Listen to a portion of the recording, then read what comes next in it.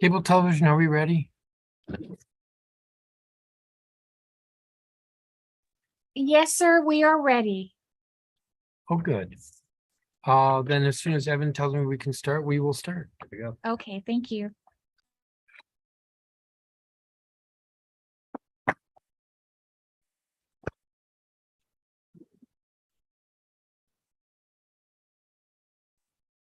I'm calling to order this public hearing of the Committee of the Whole of the Council of the District of Columbia. I'm Phil Mendelson, Chairman of the Committee of the Whole and Chair of the Council of the District of Columbia. Today is Wednesday, October 19th, 2022. The time is 1:58 in the afternoon. And this hearing is being conducted virtually. It is live via the chairman's website, www.chairmanmendelson.com/live. That's www.chairmanmendelson.com/live.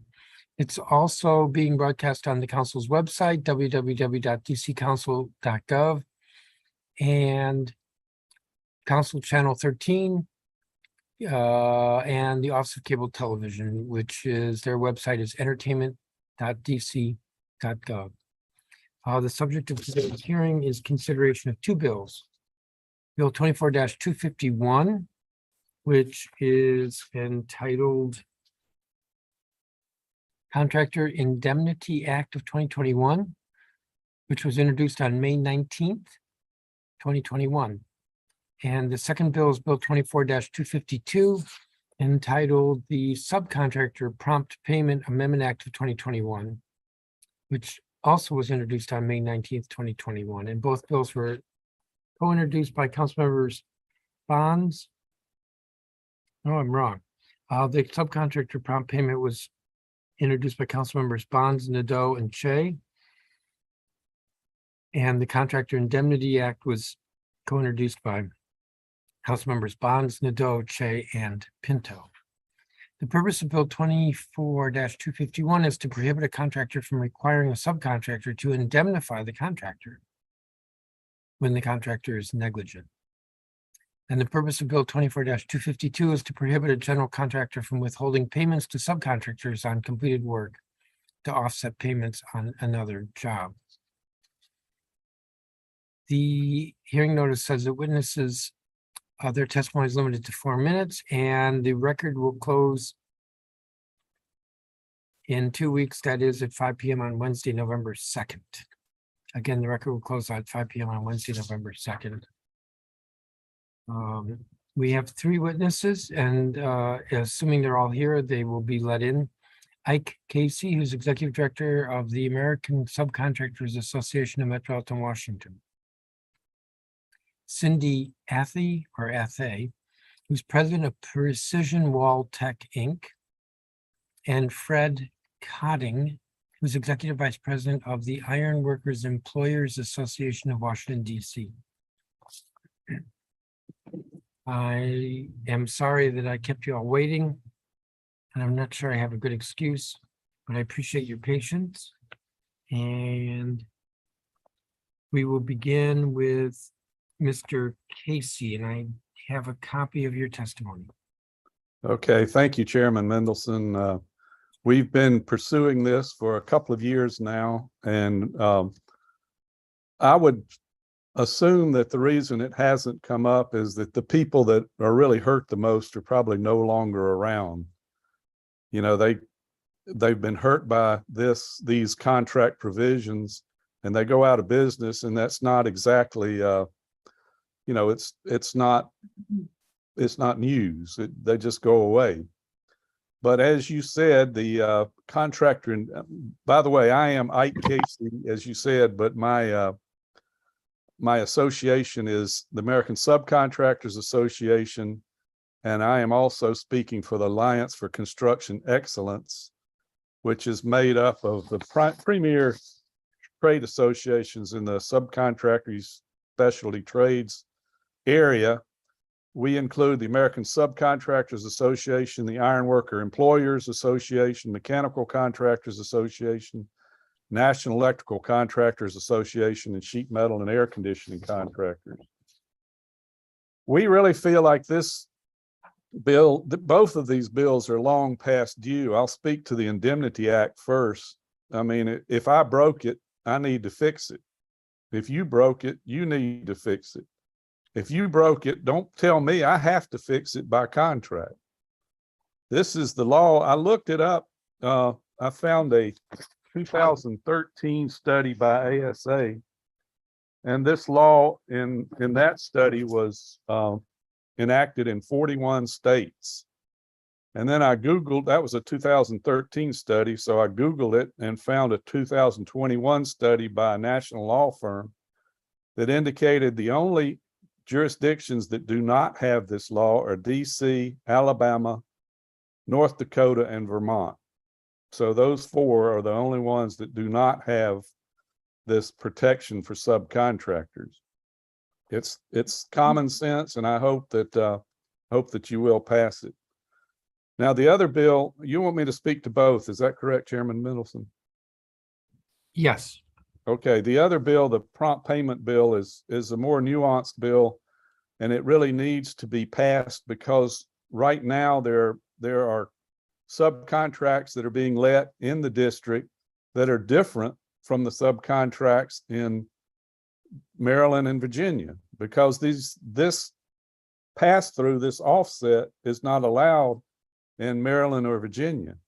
But the general contractors know that they can put it in their contracts, and it's not void as it is in the other two jurisdictions. So that's why we need it. I think it's pretty clear if I'm doing a job and everything's going great, and then we have another job over here with the same general contractor and things aren't going well, the contract will allow that general to hold my money on job A to offset problems we're having on job B.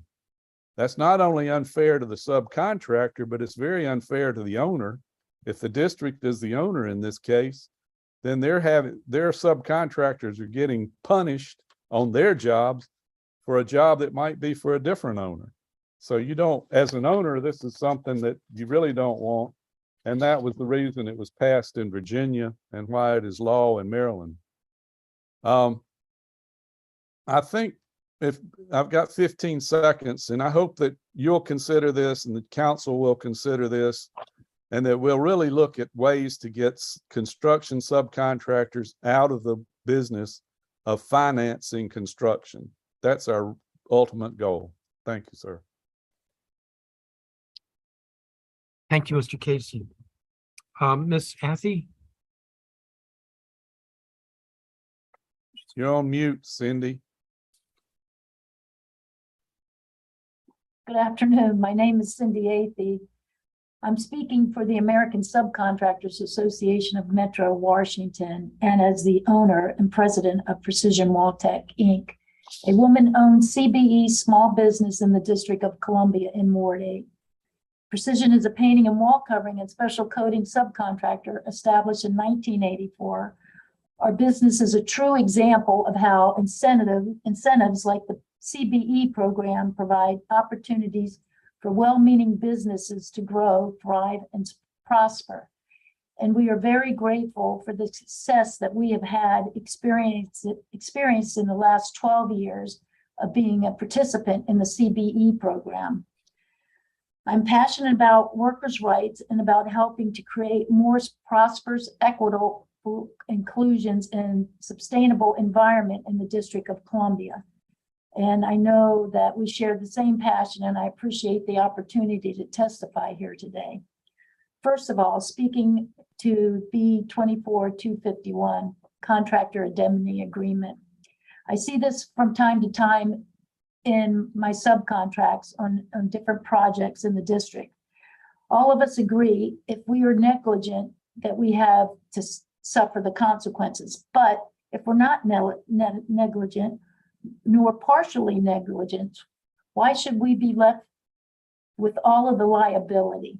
This is unfair, and I'm sure you will pass this legislation as it is the law in most of the states in the United States. Now, speaking on B-24-252, the Subcontractors Prompt Payment Act, This is very much needed because of the abuse in which I've seen it used. Subcontractors have reported to me that these situations are devastating when they occur. Imagine trying to finance a project without getting paid. Subcontractors are required to pay our workers weekly, our vendors monthly, which has an immediate impact on our cash flow. This is what we face all too often, and it must be corrected if you really want small businesses to succeed. I expect each project to stand on its own. If things are going well on project A for a general contractor, but they are not going well on project B, please do not take the money you owe me on project A to offset problems on project B. As the owner, the district does not want a general contractor to affect its job if things are not going well on project or another owner's projects. Both of these bills are law in most of the country. As a CBE in the district, I need this protection. I also would like to briefly discuss the problems subcontractors like me face in the district. I have a committed precision to being a first-class operation that fully supports the First Source, the CBE, apprenticeship, and other programs that make DC a city where everyone has chances to succeed. However, subcontractors not only have to negotiate unfair clauses in their contracts, like these ones we're discussing today, but we also have to finance the construction projects for months, and I mean months on end. I am owed money on 90% of my contracts at this time.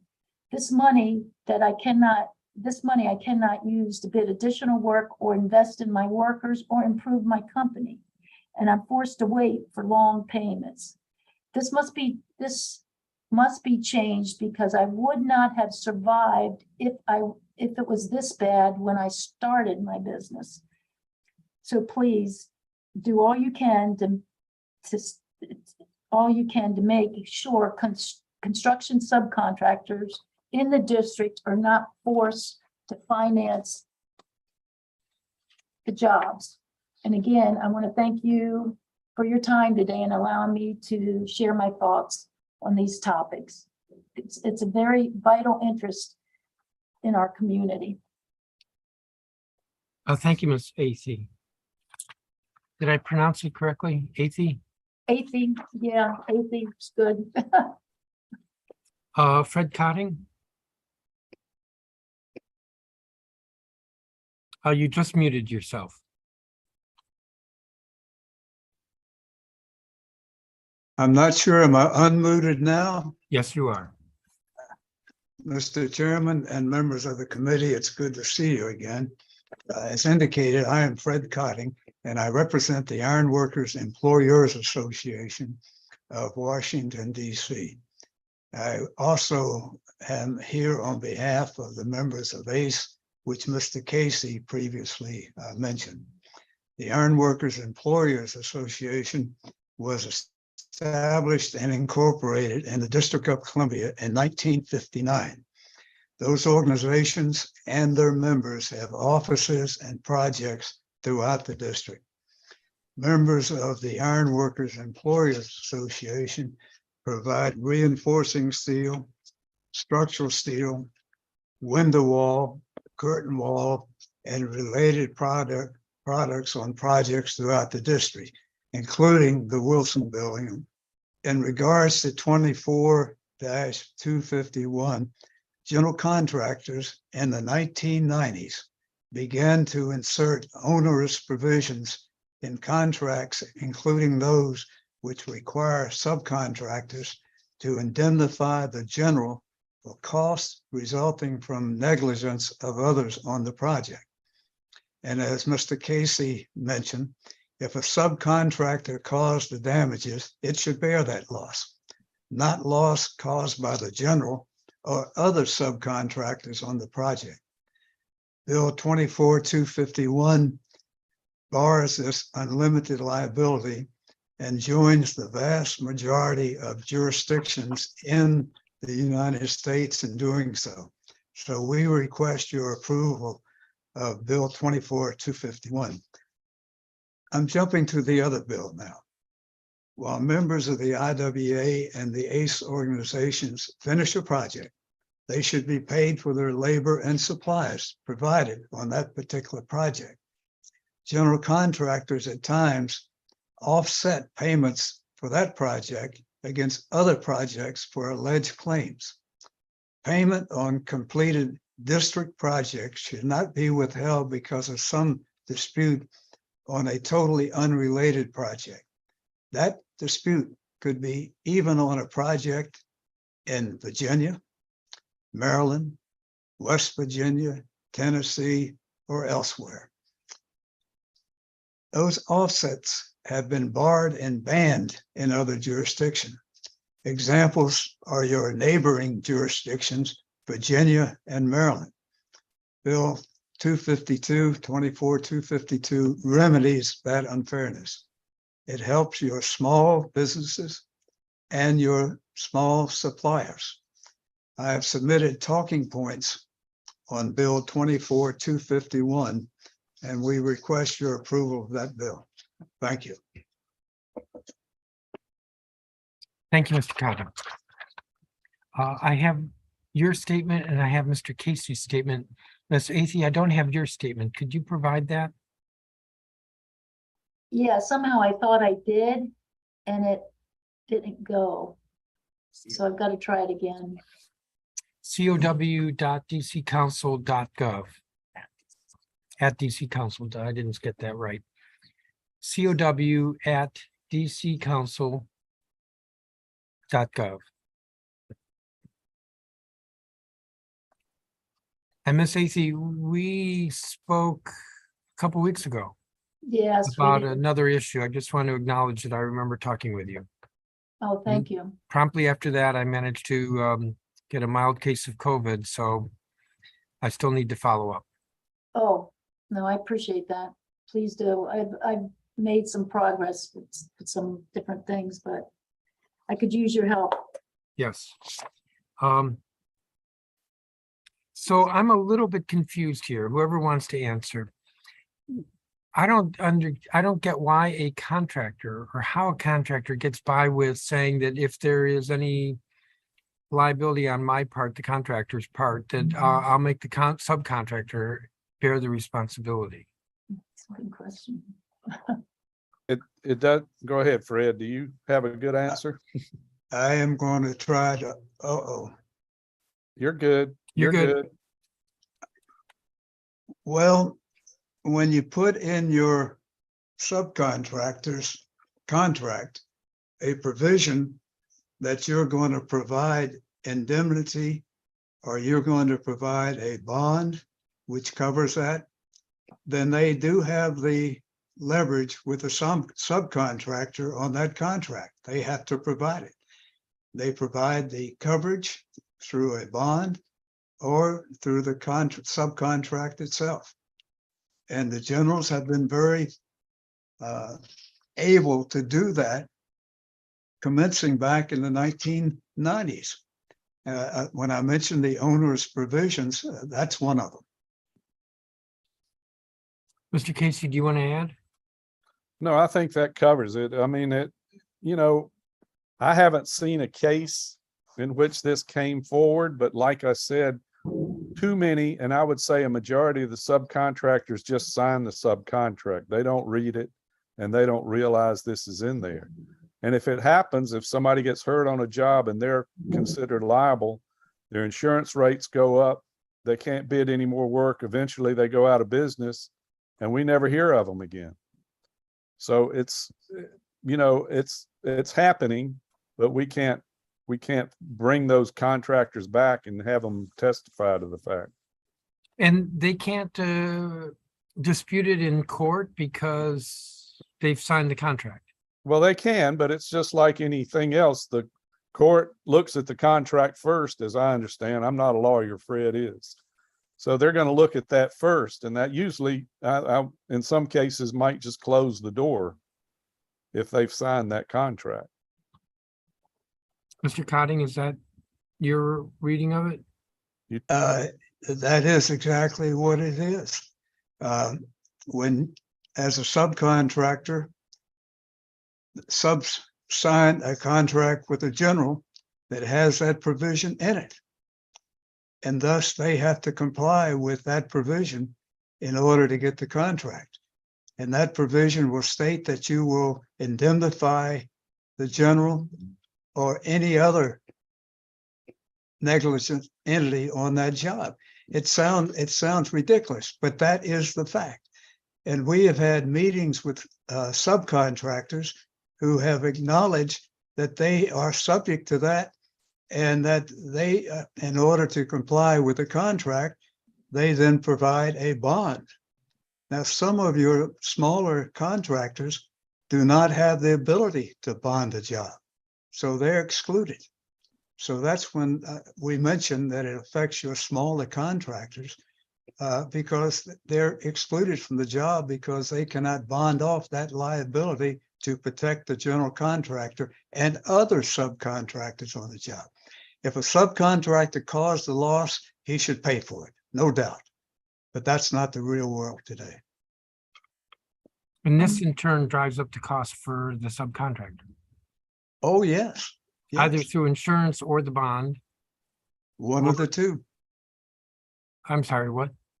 Yeah, one of those, or even if for some reason they have not provided a bond and something happens, they are subject to indemnifying the general and any other sub on that through that provision in their own subcontract. It's So, basically unfair. so most states have a provision in statute similar to what this bill proposes. Is this a dynamic of the last 30 years? One of you said that this started in the 1990s, so these states. In the adopted this- 1990s, the generals began to put not only this, but they put provisions in the contracts that a subcontractor would waive any bond claim. And it also would waive any mechanic lien claim. So neighboring states have taken to make those provisions unenforceable in contracts.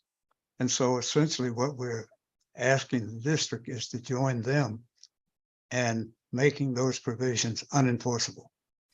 And I my remember- question, my question was, I that rem- other states did this, have all done this in the last 30 years, the prohibition?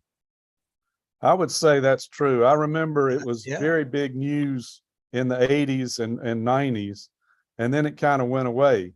And I think that it just fell off the radar screen for DC. I guess nobody brought it up, and so it never was passed, even though it's passed in every other state except for those 4 that I mentioned. So let me ask on the subcontractor prompt payment. Doesn't the bill do 2 things? It requires payment within 7 days and then also prohibits that offset? Well, the payment in 7 days is the law now.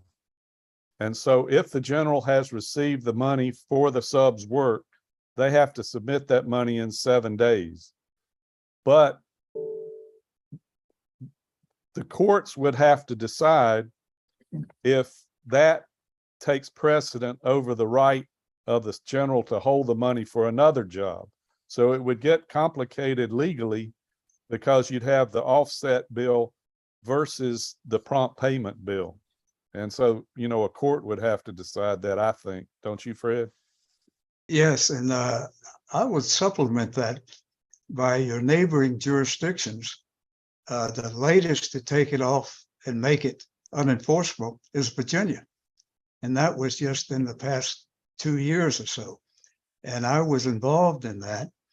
And when the samples came in from suppliers such as concrete, they came out of the woodwork to support that bill because they're a supplier and they're not getting paid because of the offset provisions in the subcontracts.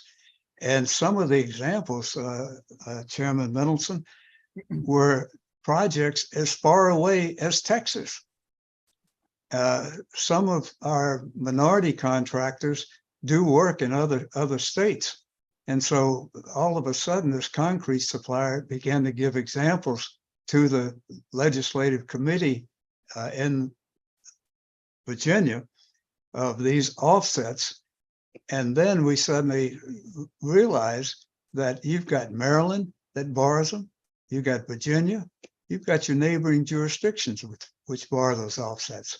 So if I complete a job in the District of Columbia, and I'm being a little redundant now, and I have a job in Maryland also, and the general on the job in Maryland has an issue with the owner involving another subcontractor, he says that I can withhold the money on a district project because I'm not resolved everything on this Maryland project. So in substance, it's basically and rawly unfair. But I think I got a little confused at the beginning. The 7 day is currently the law, paying within 7 days.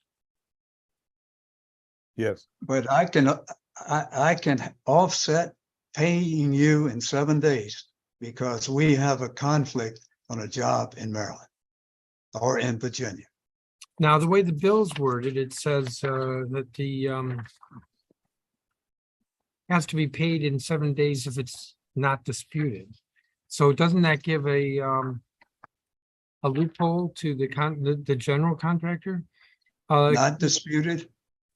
Yeah, it says a contractor or subcontractor shall within 7 days pay undisputed amounts owed to a subcontractor or lower tiered subcontractor. But I've got a dispute with the general on another job in Maryland. It's not undisputed payment.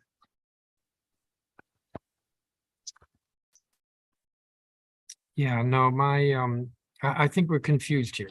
yeah, What the bill proposes is that the payment has to be made within 7 days if the payment is not disputed.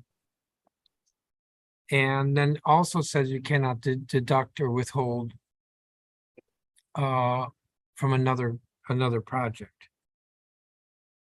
So I'll repeat, the language, a contractor or subcontractor shall within 7 days pay undisputed amounts owed to a subcontractor or lower tiered subcontractor. Wouldn't it be pretty easy for the general to pretend to dispute an amount to avoid paying it? Or is that a little bit too convoluted? Well, if it's a dispute on a job outside the District of Columbia, No, we're talking about on this project. we can look at that. I might want to write you an email and say, this is your question. And then we can look at it more carefully. The 7 days is the current law. And it looks to me like you have to pay within 7 days. And if there is a dispute on another job, you cannot use that. But I think you're reading that differently. And so we might need to look at that and give you our opinion on it. well, I would say my initial reaction is that is a dispute that's Well, but you being see, raised. Mr. Cotting, I think you're thinking of the offset being the dispute, and I'm not talking about the offset. I understand your question, but I would say that the legislation hopefully will be clear that you cannot use a dispute on another job to stop payment on a job that's completed in the District of Columbia.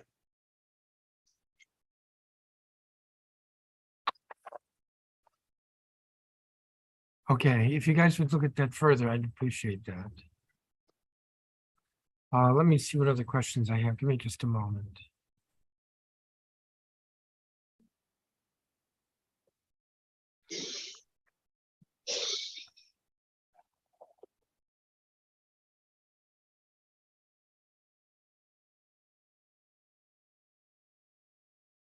If you don't Well, I think we can look at this together, maybe read it together and maybe resolve this. You're talking about question. after the hearing?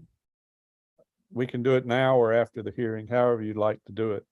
I think. Well, we I can think do you it. should reflect on it and get back to us after the hearing, but again, what I'm getting at is that on the project where to avoid the 7 days, the contractor comes up with a bogus dispute and gets around the 7 days.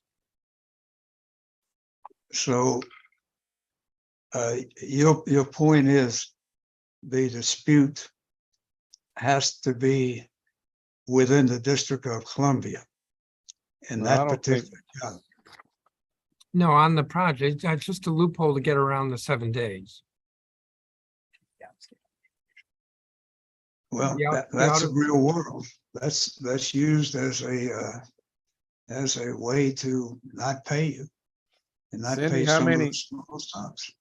Cindy said Cindy had an unbelievable percentage of her work that's completed that hasn't been paid for. And that's the world of subcontractors. If they're, we think we finished painting this wall, but you say it's not complete and you've got the money, you don't pay it. Doesn't that happen, Cindy? That happens a lot, all the time. As a matter of fact, I can't think of a job that it doesn't happen on. Like I said, 29% of my, that's owed me is outstanding for months. Sometimes when it you- goes, When you testified, you said 90%. So I think we need to no, make sure the 29, I record, said I 29%. think we need to make sure the record's clear on that. It's 29% and not 90. Well, did I say 90? Yeah, that's okay. I meant 29. I'll get you Okay. my testimony, but no, 29% of my contracts at this time are not paid. And I'm talking months, sometimes it goes months on end. I think months. this issue is addressing the problem of offset. I think the problems with dispute is a separate issue. It's a big issue, but I'm not sure that this legislation is going to address that. Okay. Well, the record's open for 2 weeks. So I'm looking at some questions that were prepared for me. The hold harmless or indemnification provisions, that's pretty common. Every state except for those 4 I mentioned. No, I mean that in the district, where the contractor is requiring that, that's pretty common. Yes, sir. Yeah, I talked to an attorney today that says he sees it in a lot and he always negotiates it out. But our problem is those that don't negotiate it out. Those are the ones we need to protect. Yeah. And some do not have the ability to negotiate it out. Yeah, your smaller contractors like myself or, people starting up, one don't have the experience in trying to negotiate out. When I first started my business, until I joined ASA, I didn't know that I had rights, to tell you the truth. Because a GC will put in front of you, whatever it is, either you sign it or you don't get the job. There's no explanation, and you just learn to live with that throughout the years. And it's getting worse these days. It's getting abused even more these days. Like I said, if I'd have started my business and things were as bad as it is today, I'd have never survived the years that I've been in business. So it's getting really taken advantage of. One of the things that might help, Mr. Chairman, and we sincerely appreciate your taking the time to hear us today.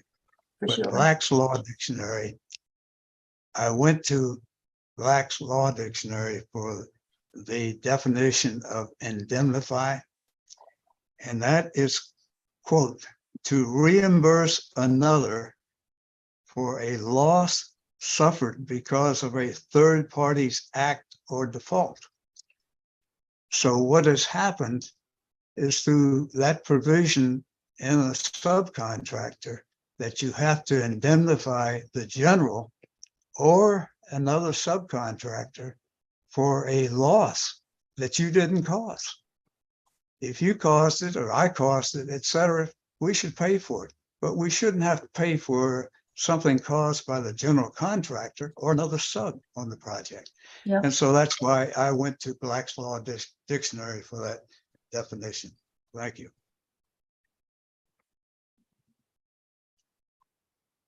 I think I had one other question. The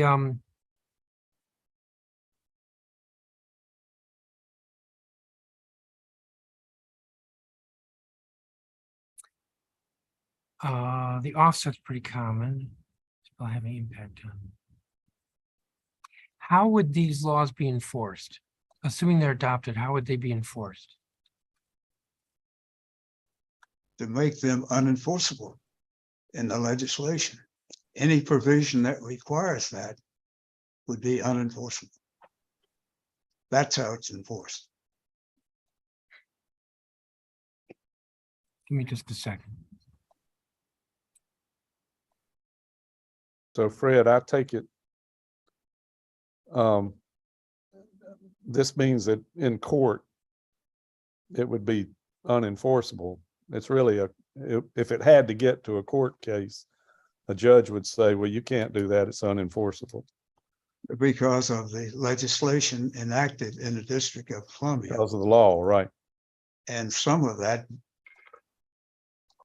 I hate to say it, but joining the vast majority on one of these bills throughout the United States. And then there's another way to say it's unenforceable. You just say that that provision is null and void, period. So there are two ways to address it. And you've not seen problems with enforceability in the other states that have these laws? Not after they adopted them, no. Well, this legislation says void is against public policy. So that's as clear as you can be, I believe. Yeah. I don't think I have any other questions. Ms. Athey, you're going to provide a copy of your statement. Yes, I will. Thank you. I want to thank each of you for your time and apologize again that I started late. If there's anything else you want to submit, and I think you were going to maybe look at, take a look at one of the questions I asked. Yeah, the please- question I understand is, can a GC come up with a dispute to circumvent what the intent of this bill? Yeah. Okay. Yes. And it I'm- may if- be that it's unavoidable the way we wrote it. It may be that I think I heard Mr. Cotting say, well, that happens all the time, but I still think it's worth looking at. Okay. And we really appreciate your time, and we hope that we can come back soon and talk to you about this issue of subcontractors financing construction, because we have an opportunity here in DC to really do something about that so that minority and women subcontractors can make it. They can't make it now, as Cindy has explained. If they start business now and they have to finance 120 days of construction, they won't make it. And so we're trying to find a way to get them out of that financing construction. And I hope that you'll help us do that. Well, I'm certainly open to suggestions. So We're meeting with OCP and DOES and several other DGS, several other agencies, DSLDB. And we want to find ways to do it practically. Whether we have to pass a law or not, we'll see. But we'd like to practically get subcontractors out of the business of financing construction. And what we're really looking at is every subcontractor gets paid on the 10th of the month for the work that they've completed and properly invoiced. Not for work that they haven't done, not front end loading, but for work they've completed and invoiced, they get paid on the 10th of every month. It can be done. that would be a different approach than the 7-day approach. Because the 7-day is whenever you submit the invoice, you have to be paid within 7 days. Well, that would come into play though, but it would have to back out. So if the subcontractor is going to be paid on the 10th, then the general contractor has to be paid 7 days before that, or at some point, so that he can pay it within the 7 days. But we're backing it up to DGS and OCP so that they can get the information down to the general, so the general can pay the subcontractor. It's a little complicated, but I think we're making progress. Yes, I understand what you're saying. Again, thank you, each of you, for your time, Thank you. Thank you very much. and we'll be in touch. Thank you. Thank With you. that, I'm going to call this hearing to an end. The record, as I indicated before, will close at 5 p.m. on Wednesday, November 2nd. The time is now 2:38 p.m. and this hearing is adjourned. Thank you. Thank you.